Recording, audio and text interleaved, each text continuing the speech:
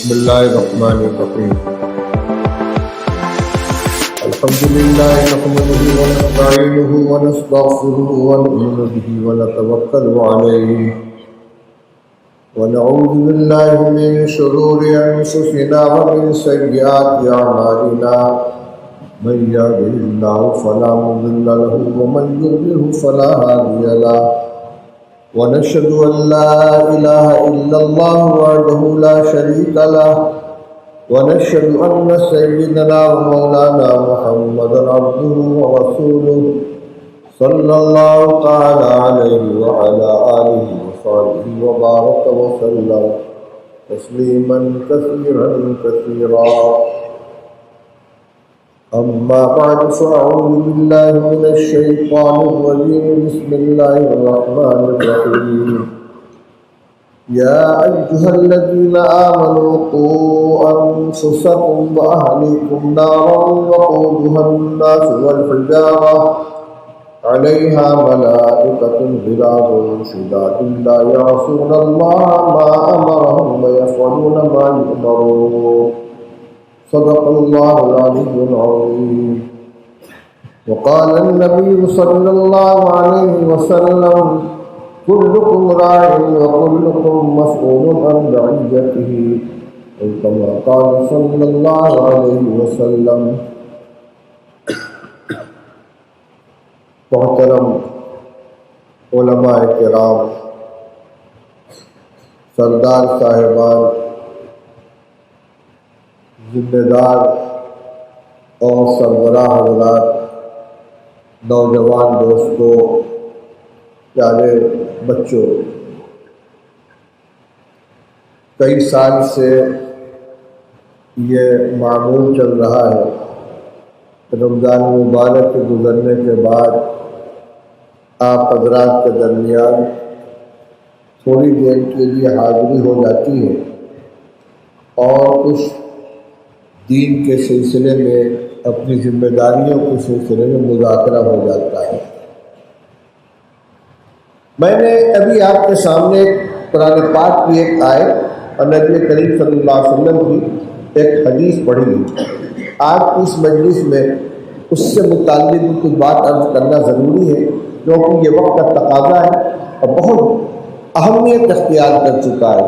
اللہ جل شانہ ارشاد فرماتے ہیں تمام ایمان والوں کو مخاطب کر کے، بغیر کسی امتیاز کے، بڑا ہو چھوٹا ہو، عالم ہو جاہل ہو، مرد ہو عورت ہو، نیک ہو عام آدمی ہو، سب کو خطاب الذین آمنوا سے، جو بھی ایمان والا ہے سب کو خطاب کر کے اللہ تعالیٰ فرماتے ہیں اے ایمان والو، اپنے آپ کو اور اپنے اہل و عیال کو اس آگ سے بچاؤ جس کا ایندھن انسان اور پتھر ہوں گے، جس پر ایسے سخت گیر سخت مزاج فرشتے مسلط ہوں گے کہ جو اللہ تعالیٰ کے حکم کی خلاف ورزی نہیں کرتے اور جو ان سے کہا جاتا ہے اسی کے مطابق عمل کرتے ہیں، یعنی ان سے کوئی زور زبردستی کر کے اپنے آپ کو بچا نہیں سکتا۔ فرمایا بچاؤ اپنے آپ کو اور اپنے اہل و عیال کو آگ سے۔ آگ سے بچانے کا کیا مطلب ہے؟ کیا کوئی زبردستی آگ میں کود رہا ہے ہمیں پکڑنا ہے؟ تو مطلب سیدھا سیدھا یہ ہے اس راستے پر چلنے سے بچاؤ کہ جس کی منزل آگ ہے، جہنم ہے، جس کا انجام جہنم میں کا داخلہ ہے۔ یہ ذمہ داری ہر ایمان والے کی ہے۔ سب سے پہلے اپنی ذات کو بچائے، پھر اپنے اہل عیال کو بچائے۔ اگر ہر فرد اپنی ذات کے لیے اور اپنے اہل عیال کے لیے اس ذمہ داری کو اوڑھ لے اور پوری دیانتداری کے ساتھ اس کو ادا کرے تو کوئی گھر خالی نہیں بچے گا۔ سارا کے سارا معاشرہ انشاءاللہ اس آیت کی برکت سے سدھر جائے گا۔ ہر وقت اس پر نظر ہوگی کہ ہمارا کوئی عمل اللہ کو ناراض کرنے والا تو نہیں ہے، ایسا تو کوئی عمل نہیں کہ جو جہنم میں لے جانے والا ہو۔ یہ خطاب ہے تمام ایمان والوں کو، اور یہ ذمہ داری دی گئی ہے ہر مسلمان کو کہ اپنے آپ کو بھی بچاؤ، جہنم میں جانے والے راستے پر چلنے سے اہل عیال کو بھی بچاؤ۔ اس کے لیے کرنا کیا ہوگا؟ سب سے پہلی چیز یہ کہ بچپن میں بچوں کو دین سکھایا جائے، ان کو ایمان کی حقیقت بتلائی جائے، کلمہ نماز کی تعلیم دی جائے، قرآن پڑھنا سکھایا جائے، عقیدے کی اہمیت سمجھائی جائے، ایمان کی قدر و قیمت ان کے دل میں بیٹھائی جائے، ان کو یہ سمجھ میں آ جائے کہ ہماری سب سے قیمتی دولت ہمارا ایمان ہے۔ اللہ نے ہم کو مسلمان گھرانے میں پیدا فرما دیا، اس کا بہت بڑا احسان ہے۔ صحابہ کرام رضی اللہ تعالیٰ عنہم کو بڑی بڑی قربانیاں دے کر ایمان کی دولت ملی تھی، اور آج بھی اگر اللہ تعالیٰ کسی کے مقدر میں ہدایت لکھ دیتے ہیں اور وہ اپنا باطل مذہب چھوڑ کر دائرہ اسلام میں آتا ہے تو اس کو بڑی بڑی مزاحمتوں کا سامنا کرنا پڑتا ہے۔ خاندان کے لوگ دشمن ہو جاتے ہیں، محلے کے لوگ دشمن ہو جاتے ہیں، شوہر مسلمان ہو گیا تو بیوی مخالف ہو گئی، بیٹا مسلمان ہو گیا تو باپ مخالف ہو گیا، در بدر کی ٹھوکریں کھانی پڑتی ہیں، مکان جائیداد سے محرومی اختیار کرنی پڑتی ہے۔ اللہ کا شکر ہے کہ اس نے ہمیں اس طرح کی تمام آزمائشوں سے محفوظ رکھا، ہمیں مسلمان گھرانے میں پیدا کیا، پیدائشی طور پر ہمیں ایمان عطا فرمایا۔ اس ایمان کی حفاظت کریں، کیسے اپنی جو موجودہ سطح ہے اس کو باقی رکھتے ہوئے آگے بڑھانے کی کوشش کریں۔ اس لیے جو بچہ گھر میں پیدا ہو، جب سن شعور کو پہنچے تو اب اس کے ایمان کی فکر ہمیں کرنی ہے۔ آخر کوئی وجہ تو ہے، رسول اللہ صلی اللہ علیہ وسلم ارشاد فرماتے ہیں کہ بچہ جب 7 سال کا ہو جائے تو اس کو نماز کا حکم کرو، 10 سال کا ہو جائے نماز نہ پڑھے تو اس کو مارو، پٹائی کرو اس کی۔ حالانکہ بچہ مکلف ہوتا ہے بالغ ہونے کے بعد، عام طور سے 14-15 سال کی عمر میں بچے بالغ ہوتے ہیں، لیکن 7 سال کے بچے کو نماز کا حکم کیوں دیا جا رہا ہے؟ ابھی سے مسجد میں جانے کا عادی بن جائے، اللہ کے گھر میں حاضری دے، نماز پڑھے، سر جھکائے، نماز کے کلمات کو سیکھے، تاکہ ایمان اس کے اندر مضبوطی اختیار کر لے، اس کی جڑ بنا لے، تو ان کا دینی مزاج بنایا جائے، قرآن پاک پڑھایا جائے، کلمہ سکھایا جائے، اور ان کو سمجھایا جائے کہ ایمان تمہاری سب سے بڑی قیمتی دولت ہے۔ اللہ پر ایمان لانے کا کیا مطلب ہے، رسول اللہ صلی اللہ علیہ وسلم پر ایمان لانے کا کیا مطلب ہے، اسی طریقے سے تقدیر کیا چیز ہے، جنت جہنم کیا چیز ہے، جنت پر ہمارا ایمان، جہنم پر ہمارا ایمان، تقدیر پر ایمان، مرنے کے بعد دوبارہ زندہ ہونا ہے، اللہ کے سامنے حاضر ہونا ہے۔ آج ماحول بدل رہا ہے۔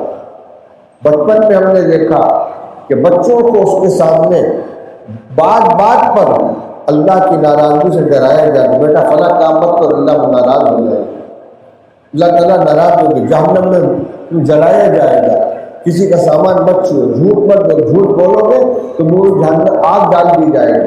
بچوں کی تربیت کی جاتی تھی، آج اتنے بڑے بچے کے ہاتھ میں تو موبائل تھما دیا جاتا ہے، اس کی تربیت کہاں سے ہوگی؟ اس کا دل و دماغ تو اسی کے اندر الجھ کر رہ جاتا ہے۔ تو سب سے پہلی ذمہ داری سرپرستوں کی ہے کہ بچے کو دین کی تعلیم دیں، کلمہ سکھائیں، دینیات پڑھائیں، قرآن پاک سکھائیں۔ اب آگے اگر اللہ تعالیٰ توفیق دے تو دین کی تعلیم میں اور آگے بڑھیں، حافظ بنائیں، قاری بنائیں، عالم بنائیں۔ ہر گھر کے اندر، ہر خاندان کے اندر ایک عالم دین کا ہونا ضروری ہے، تاکہ تفصیلی دینی معلومات اس کی طرف رجوع کر کے حاصل کی جا سکے، جائز ناجائز کے بارے میں اس سے پوچھا جا سکے۔ کاروبار کر رہے ہیں، کون سا کام جائز ہے، کون سا کام ناجائز ہے، کون سا حلال ہے، کون سا حرام ہے، آمدنی کیسے درست ہوگی، کیسے خراب ہو جائے گی، اس کا جاننے والا ہونا چاہیے۔ ہم دنیاوی معاملات میں دنیاوی لوگوں سے مشورہ کرتے ہیں، لیکن ہم مسلمان ہونے کی حیثیت سے ہمیشہ اس پر بھی نظر رہنی چاہیے کہ ہمارا کوئی کام اللہ کو ناراض کرنے والا نہ ہو، اور اس کے بتانے کے لیے علماء کی ضرورت ہے، مفتیان کرام کی ضرورت ہے۔ تو جیسے تمام ضرورت کے لیے ہم افراد تیار کرتے ہیں، آج خوشحال گھرانوں میں بچوں کو پڑھاتے ہیں تو MBA کراتے ہیں، CA کرواتے ہیں، ان کو CA کی پڑھائی پڑھاتے ہیں۔ کیوں؟ ہمارے گھر میں ہمارا بچہ خود منیجر بن کر رہے، حساب کتاب جاننے والا ہو۔ ایک بڑے خاندان میں ایک بچہ CA ہو جانا چاہیے، ایک MBA ہو جانا چاہیے، کچھ نہیں تو انگریزی کا اچھا جانکار ہونا چاہیے۔ کیا ہے اس ضرورت سے کم ضرورت ہے دین کو جاننے کی، دین کو سیکھنے کی؟ تو بنیادی دینی تعلیم دلانا تو ہر بچے کی یہ ماں باپ کی ذمہ داری ہے، اور اس کے بعد اگر توفیق ملے تو اور آگے بھی تعلیم دی جائے۔ تجربہ یہ ہے کہ حافظ بنا دینے سے دین کی حفاظت زیادہ ہوتی ہے۔ جس کے سینے میں قرآن محفوظ ہو جائے گا انشاءاللہ اس میں گمراہی نہیں گھسے گی، شیطان اس کو ایمان سے محروم نہیں کر سکے گا، جبکہ ایمان پر ڈاکہ ڈالنے کے ہر طرف جال پھیلے ہوئے۔ اس کے بعد دوسرا نمبر یہ آتا ہے کہ جب بچہ شعور کی حد کو پہنچے تو ان کی نگرانی کی جائے، کہاں جا رہا ہے، کس سے مل رہا ہے، کس سے اس کے تعلقات ہیں، اس کے مشاغل کیا ہیں، کہاں اٹھنا بیٹھنا ہے، صحبت کیسی ہے اس کی۔ یہ نہیں کہ بچہ بالغ ہو گیا تب وہ بالکل ماں باپ کی طرف سے بے نیاز ہو گیا، ماں باپ کو اس کی نگرانی نہیں کرنی۔ خاص طور سے وہ بچے اور بچیاں کہ جو اسکولوں کالجوں کے اندر تعلیم حاصل کرتے ہیں، ان کی فکر کرنا اس وقت سب سے بڑی ضرورت بن گئی ہے۔ بہت شرمندگی کے ساتھ اس حقیقت کا اظہار کرنا پڑ رہا ہے، اور تمام باشعور لوگ اس کو جانتے ہیں کہ آج بہت بڑی تعداد ہمارے مسلمان بچیوں کی کالجوں میں تعلیم حاصل کرنے والی غیر مردوں کے ساتھ جا رہی ہیں، غیر مسلم نوجوانوں سے ان کے تعلقات پیدا ہو رہے ہیں، گھر چھوڑ کر جا رہے ہیں اور مذہب چھوڑ کر جا رہے ہیں۔ یہ واقعات ہو رہے ہیں، یہ صرف اندیشے نہیں بلکہ واقعات حقیقت ہوئی۔ آج ہم الحمدللہ اس مجمع کے اندر سارے لوگ موجود ہیں۔ میں نے علماء کرام سے یہ درخواست کی تھی کہ آپ کوشش کریں کہ ہمارے سماج کے ذمہ دار حضرات، سردار صاحبان، مہتو صاحبان اور جو سربراہ لوگ ہیں وہ بھی موجود رہیں، اس لیے کہ ہمیں گفتگو سب سے کرنی ہے۔ میں ایک بات عرض کرنا چاہتا ہوں کہ اللہ تعالیٰ نے جس کو جو صلاحیت عطا فرمائی ہے، اس صلاحیت کو دین کی حفاظت کے لیے اور اللہ تعالیٰ کے احکام کو بجا لانے کے لیے استعمال کریں۔ ہر شخص میں یکساں صلاحیت نہیں ہوتی۔ ہمارے طبقے میں الحمدللہ 50 بلکہ اس سے زیادہ علماء کرام ہیں، پرانے علماء بھی ہیں، نئے فضلہ بھی ہیں، اللہ نے ان کو دین کا علم عطا فرمایا، ان کے علم سے فائدہ اٹھایا جائے۔ ہمارے جو برادری کے قوم کے سردار صاحبان ہیں، جن کو اللہ تعالیٰ نے سربراہی عطا کی، جن کا ہر عمل مؤثر ہوتا ہے، جو دوسروں کے اوپر دباؤ دے سکتے ہیں، دوسروں کو مجبور کر سکتے ہیں، حکم نافذ کر سکتے ہیں، ان کو اپنی طاقت اور اپنی صلاحیت کو استعمال کرنا چاہیے۔ اسی طرح تیسری چیز ہے کہ گھر کے جو سربراہ حضرات ہیں، والدین ہیں اور خاص طور سے والد ہیں، گھر کے بڑے بھائی ہیں، چچا ہیں، جن کا گھر کے اندر ہولڈ ہے، اگر یہ تینوں حضرات آپس میں تعاون کا جذبہ پیدا کر لیں، اس کی بہت بڑی ضرورت ہے۔ افسوس اس بات کا ہے کہ آپس میں رابطہ نہیں ہے۔ سردار صاحبان کو اللہ نے یہ مقام عطا فرمایا ہے۔ ابھی میں نے ایک روایت پڑھی ہے، رسول اللہ صلی اللہ علیہ وسلم نے ارشاد فرمایا کہ کلکم راعٍ وکلکم مسئول عن رعیتہ، تم میں ہر شخص ذمہ دار ہے اور ہر ایک سے اس کے ماتحت کے بارے میں سوال کیا جائے گا۔ اس کے بعد رسول اللہ صلی اللہ علیہ وسلم نے اس حدیث کی تشریح فرمائی ہے، اور اس میں ایک جملہ یہ بھی ہے فَالْأَمِيرُ رَاعٍ عَلَىٰ رَعِيَّتِهِ وَهُوَ مَسْئُولٌ عَنْ رَعِيَّتِهِ، جو امیر ہے، جو سردار ہے، وہ اپنے ماتحتوں کا ذمہ دار ہے، اس سے اس کے بارے میں سوال کیا جائے گا۔ اب برادرانے کے مسائل کے اندر شادی کیسے ہوگی، مہر کتنا ہوگا، خرچہ کتنا دیا جائے گا، نکاح طلاق کا مسئلہ کیسے نپٹایا جائے گا، اس میں جہاں اپنی صلاحیت کو استعمال کرتے ہیں، آپس میں کوئی جھگڑا ہو جائے تو اس کا فیصلہ کرتے ہیں، بڑے بڑے مسائل کو حل کرتے ہیں۔ میرے بھائیوں اور میرے بزرگوں، سب سے زیادہ اہم یہ ہے کہ آپ اپنی صلاحیت کو اس طوفان سے بچانے کے لیے استعمال کریں۔ یہ مسئلہ بہت آگے بڑھ چکا ہے اور اس کے لیے تینوں طبقے کا تعاون ضروری ہے۔ علماء کرام اور نوجوان افراد جذبہ رکھتے ہیں، دل کے اندر کام کرنا چاہتے ہیں، ان کو کچھ بنانے کی ضرورت ہے، ان کو سرپرستی کی ضرورت ہے۔ ہمارے بڑے ان کا تعاون کریں، ان کی سرپرستی کریں، یہ ان سے ملاقات کریں تو ان کی بات کو سنیں، یہ مشورہ دیں تو ان کے مشورے کو سنیں، ان سے جو تعاون مانگیں ان کو تعاون کریں، اور اس کے بعد کام بنتا ہے ہمارے گھر کے جو افراد ہیں، جنہوں نے اپنی بچیوں کو اسکولوں کے اندر کالجوں کے اندر داخل کر رکھا ہے جہاں مخلوط تعلیم ہوتی ہے. میں کسی کالج کا نام نہیں لوں گا لیکن علاقے میں بڑے بڑے اطراف کے اندر کالج یونیورسٹیاں موجود ہیں. بچیاں وہاں اعلیٰ تعلیم حاصل کر رہی ہیں اور ان کے تعلقات غیر مسلم نوجوانوں کے ساتھ ہو رہے ہیں اور وہ گھروں سے جا رہے ہیں. یہ ہماری جو ٹیم ہے نوجوانوں کی علماء کی جو اس پر کام کرنا چاہتی ہے ان کا کام یہ ہے کہ وہ اس کی نشاندہی کریں, پتہ چلائیں کون سی بچی کس راستے کے اوپر جا رہی ہے اور اس کے بعد ان کے والدین سے ان کے گھر والوں سے ملاقات کر کے ان کو متنبع کیا جائے, آگاہ کیا جائے اور وہ صفائی نہ دیں کہ میری بچی کے بارے میں آپ ایسی بات کیوں کہہ رہے ہیں, یا اس سے آگے بڑھ کر بعض نادان بھی کہہ دیتے ہیں کہ میری بچی آزاد ہے تو آپ کو کیا پریشانی ہے. بھائی پریشانی یہی کہ اللہ نے ہم کو علم دین دیا ہے, ہماری یہ ذمہ داری ہے کہ ہمارے معاشرے کے اندر کوئی غلطی ہوگی تو ہم کو اس کی نشاندہی کریں گے. اور پھر اس سلسلے میں ہمارے جو سردار صاحبان ہیں, بہادر صاحبان ہیں اور ان کی مجلس کے اندر بیٹھنے والے ذمہ دار حضرات ہیں وہ اس پر دباؤ بناؤ, آزاد نہ چھوڑ دیں. یہ طوفان جو آ رہا ہے غیر قوموں کی طرف سے ایک پلاننگ ہے, پورا نقشہ بنا ہوا, مدت سے یہ چیز چل رہی تھی اور اس وقت اس پہ بہت زور دیا جا رہا ہے کہ مسلمان لڑکیوں کو غیر مسلم گھرانوں کے اندر لایا جائے, ان کا مذہب بدلا جائے, ان کی عزت اور ان کے ناموس کو پامال کیا جائے, ان کے ذریعے اپنے بچے پیدا کرائے جائیں.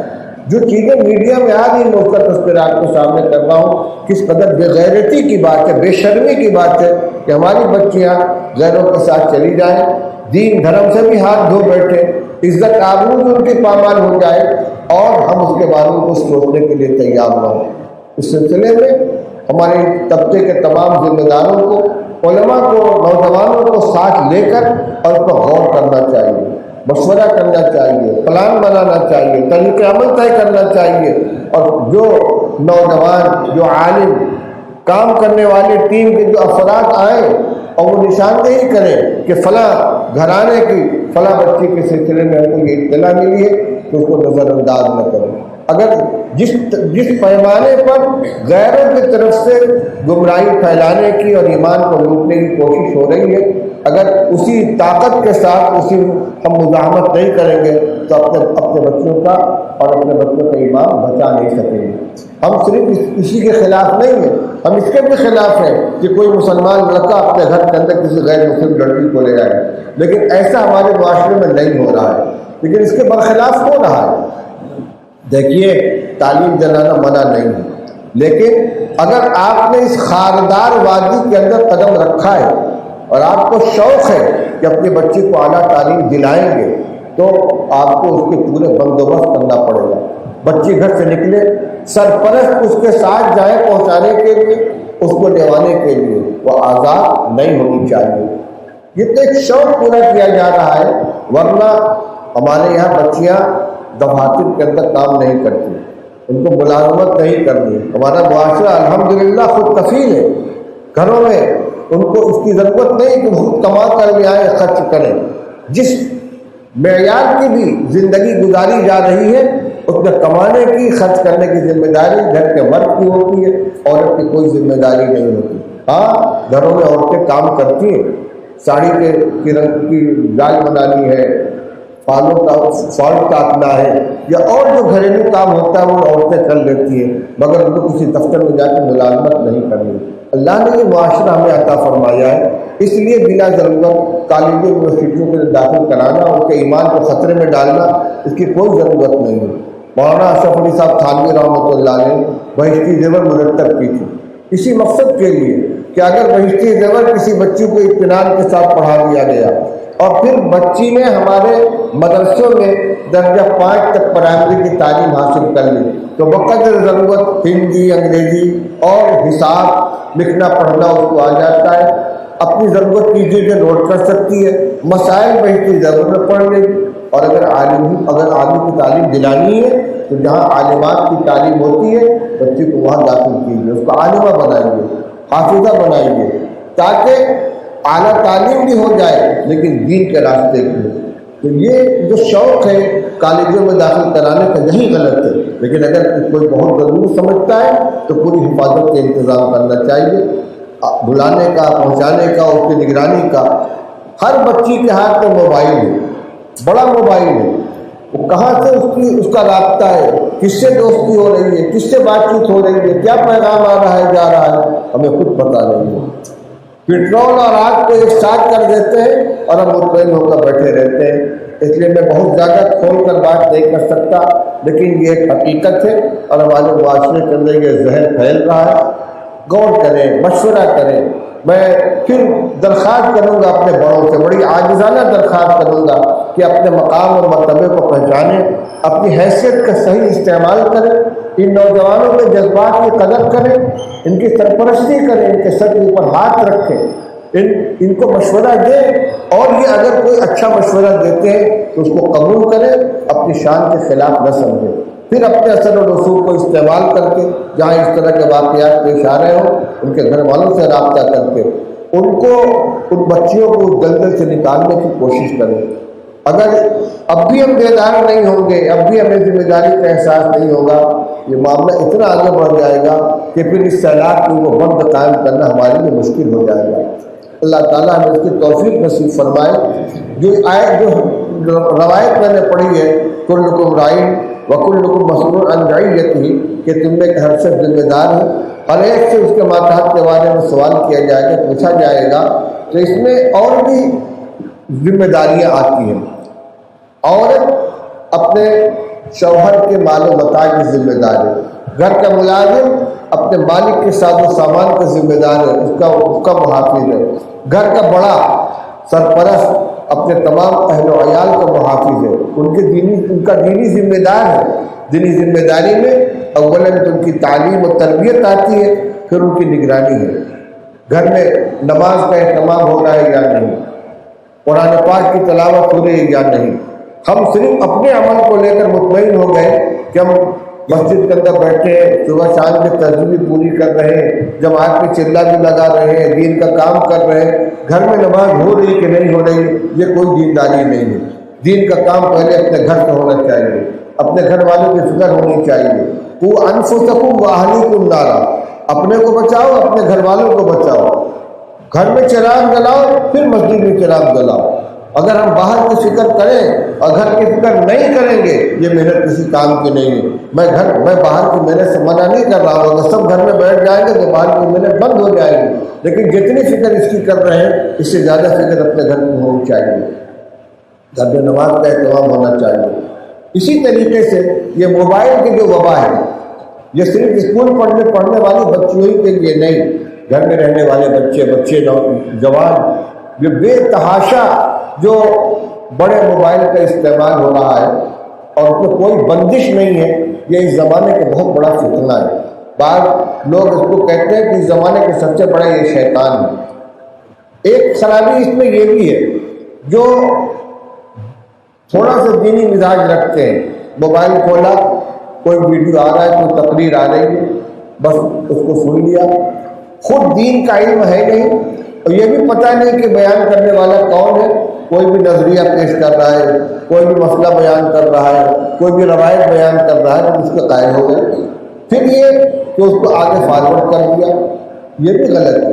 رسول اللہ صلی اللہ علیہ وسلم نے ارشاد فرمایا، کفا بالمرء کذبا ان یحدث بکل ما سمعہ، آدمی کے جھوٹا ہونے کے لیے اتنا کافی ہے کہ جو کچھ سنے اس کو آگے کو چلتا کر دے، یعنی یہ جان کر نہیں کہ یہ جھوٹ ہے، جو سنا اس کو آگے چلتا کر دیا۔ فرمایا کہ وہ شخص جھوٹا ہے، جھوٹے ہونے کے لیے اتنا کافی ہے۔ آگے بات چلانے کی پہلے یہ شکل تھی کہ ایک سے سنا دوسرے کو سنا دیا، آج یہ کہ ایک جگہ سے میسج آیا اور 10 جگہ اس کو فارورڈ کر دیا، اب پتہ نہیں چلتا کہ یہ کہاں سے چلا تھا، کس نے اس کو بھیجا تھا، اور آگ کی طرح سے وہ گمراہی پھیلتی چلی جاتی ہے۔ اس لیے ہمارے جو موبائل دیکھنے کے شوقین ہیں اور ہر پیغام کو، ہر بیان کو، ہر تحریر کو بڑی دلچسپی کے ساتھ دیکھتے ہیں، ان کے لیے ضروری ہے کہ یہ پہلے معلوم کرے، دیکھیں کہ جس کا یہ بیان ہے کوئی مستند عالم ہے کہ نہیں، صحیح عقیدہ ہے کہ نہیں ہے، صحیح مسلک رکھنے والے ہیں کہ نہیں، اس لیے کہ اس راستے سے گمراہیاں پھیل رہی ہیں۔ بدعتیں پھیلائی جا رہی ہیں، دین بیزاری پھیلائی جا رہی ہے، آزادی پھیلائی جا رہی ہے، اور خود اپنے پاس دین کا علم ہے نہیں، جو کچھ میسج کے اندر آیا، جو ویڈیو میں آیا، اس کو سمجھ لیا کہ یہی حقیقت ہے، کسی عالم سے اس کے بارے میں تحقیق کرنے کی بھی ضرورت نہیں ہے۔ تو جو غلط قسم کے میسج نہیں دیکھتے لیکن دینی مسائل کے اوپر ہر میسج کو سن رہے ہیں، ہر بیان کو سن رہے ہیں، ان کو بھی پرہیز کرنا چاہیے۔ علماء سے، نوجوان علماء ہیں، پرانے اساتذہ ہیں، ان سے مراجعات کر کے اس کے بارے میں جانکاری حاصل کریں۔ غرض یہ چیز ہمارے لیے راستے سے ہٹنے کا ایک بہت بڑا ذریعہ بن گئی ہے، اس سے ہم کو احتیاط کرنی چاہیے۔ ایسے ہی موبائل کے اندر اپنے وقت کو صرف کرنا یہ تجزیہ اوقات ہے، بلا ضرورت گھنٹوں موبائل لیے بیٹھے ہوئے ہیں، مسئلہ بنا ہوا ہے، میسج بھیج رہے ہیں، دیکھ رہے ہیں، یوٹیوب کے اوپر کیا آ رہا ہے اس کو دیکھ رہے ہیں، میسج میں کیا آ رہا ہے اس کو دیکھ رہے ہیں۔ وقت اللہ کی بہت بڑی دولت ہے، امانت ہے، یہ ایک ایک لمحے کے بارے میں اللہ تعالیٰ کے جواب دہ ہونا پڑے گا۔ مشہور روایت ہے اور آپ نے بار بار سنا ہوگا، ترمذی شریف کی روایت رسول اللہ صلی اللہ علیہ وسلم نے ارشاد فرمایا، لا تزول قدم ابن آدم یوم القیامۃ حتی یسأل عن خمس، عن عمره فیما افنی، وعن شبابه فیما ابلى، وعن ماله من أين اكتسبه وفيما أنفقه، وعن ماذا عمل فيما علم، اور كما قال رسول اللہ صلی اللہ علیہ وسلم۔ رسول اللہ صلی اللہ علیہ وسلم ارشاد فرماتے ہیں کہ کسی آدمی کا قدم میدان محشر سے اس وقت تک ٹلے گا نہیں جب تک کہ 5 چیزوں کے بارے میں اسے سوال نہ کر لیا جائے، اور جب سوال کیا جائے گا تو جواب بھی دینا پڑے گا، اور جواب وہاں رٹا ہوا نہیں چلے گا کہ دنیا سے ہم کو جواب تیار کر کے لے جائیں وہاں جا کے سنا دیں۔ جواب وہی آئے گا جو حقیقت ہوگی۔ سوال کیا کیا ہوگا؟ عمر کس چیز میں گزاری؟ تو مطلب یہ ہوا کہ پوری عمر اللہ کی طرف سے امانت ہے ہمارے پاس، اور اس کو کہاں گزارنا ہے، کس کام میں صرف کرنا ہے، ایک ایک لمحے کا جواب دینا پڑے گا۔ وعن شبابی فیما ابلا، نوجوان سن لیں، جوانی کے بارے میں خاص طور پر سوال ہوگا کہ زندگی کا جو سب سے قیمتی زمانہ تھا، جس میں امنگیں جوان ہوتی ہیں، حوصلے بیدار ہوتے ہیں، قوت عمل اپنے عروج پر ہوتی ہے، کام کرنے کا جذبہ ہوتا ہے، شوق ہوتا ہے، اس وقت میں اس جوانی کو تم صحیح جگہ استعمال کر سکتے تھے، تم نے کہاں گزارا ہے؟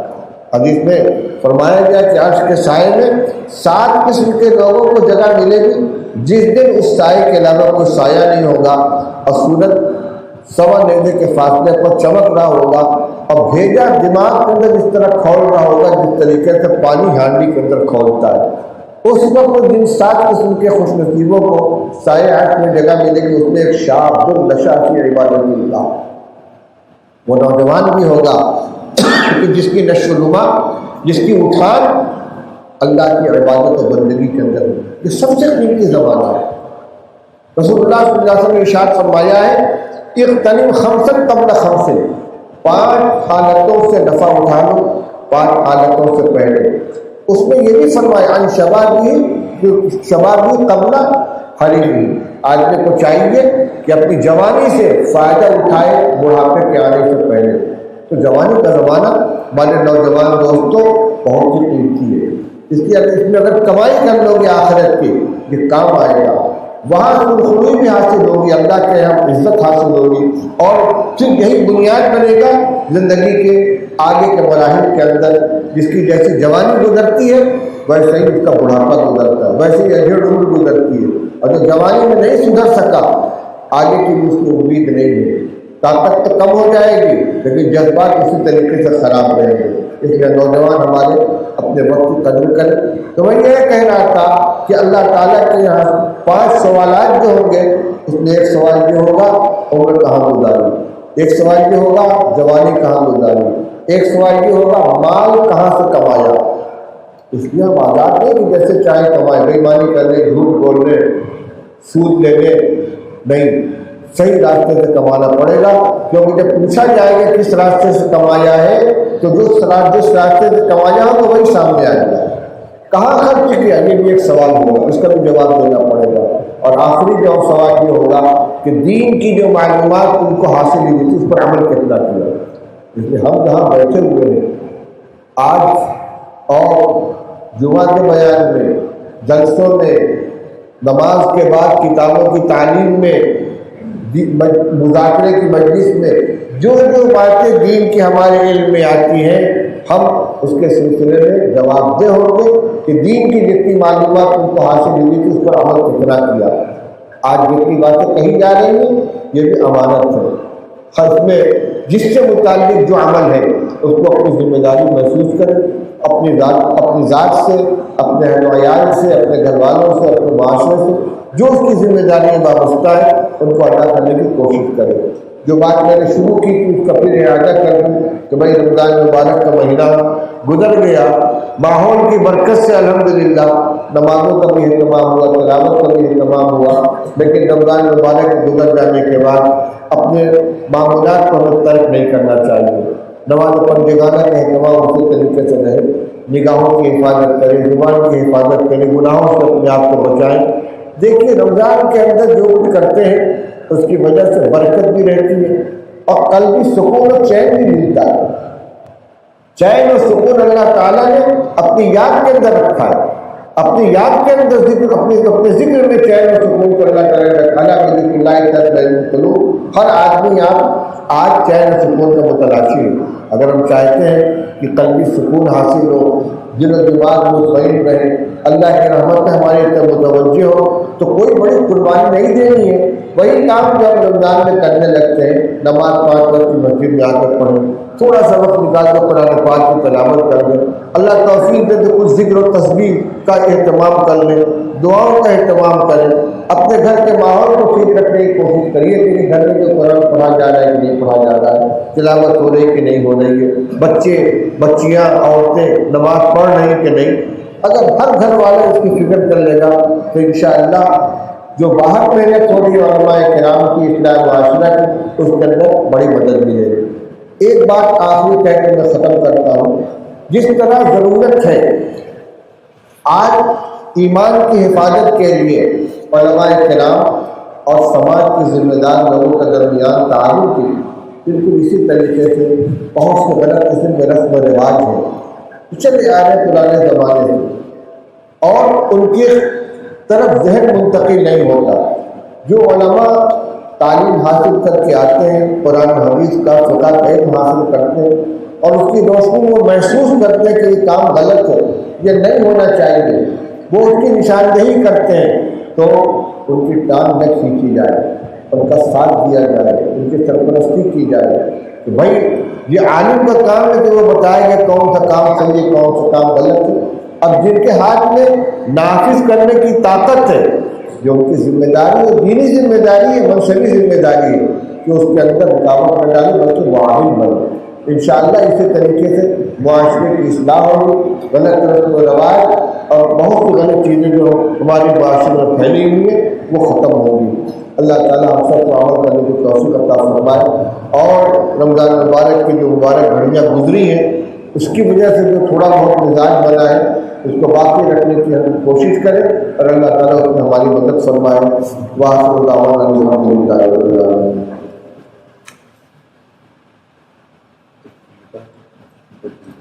بھائی ایک بات رہ گئی تھی، اس کو بھی عرض کر کے پھر دعا کرتے ہیں۔